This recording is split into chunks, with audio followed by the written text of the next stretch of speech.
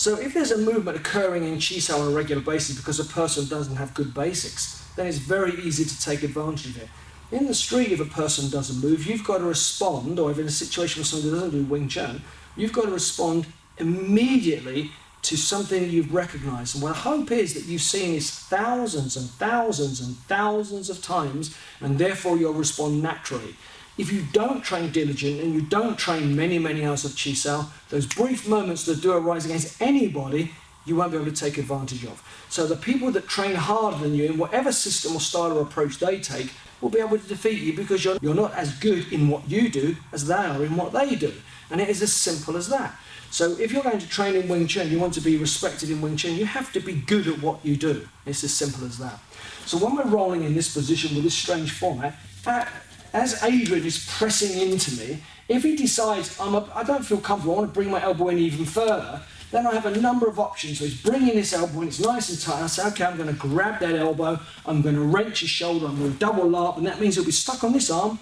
He's always worried about being chopped with this, so he's always going to press in. As he does that, I make sure that I keep hold of this. He's now sticking with this arm, and he walks into that strike. And as I said earlier, you keep the elbow out when you punch because it's stronger. A press up like that is stronger than a press up like this. I know that. That is going to be far, far stronger for me. And it also takes a cleaner line to my opponent. He walks straight into that power. So as we're rolling here, I can break his shape, I can swallow it in, I can larp Sao, I can grab the elbow. So there's a number of different things I can do.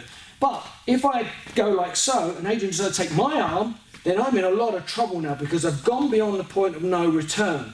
So what I have to do is gum and then start to roll back and attack. So this has gone back into Tansa. So that's one potential option.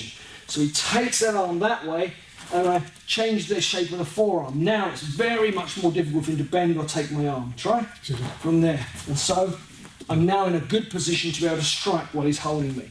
However, if he goes in to get my elbow now, and I recognise it, I can pull the elbow back. As I'm keeping his hand out of the way just for simplicity and ease of you to see it now.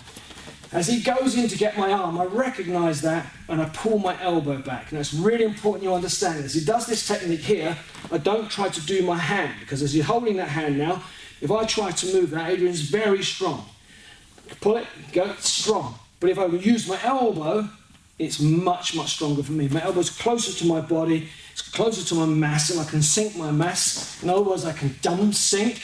As he grabs me here, drop my weight, and then I can strike. So I've got the combination of dropping, turning, and punching.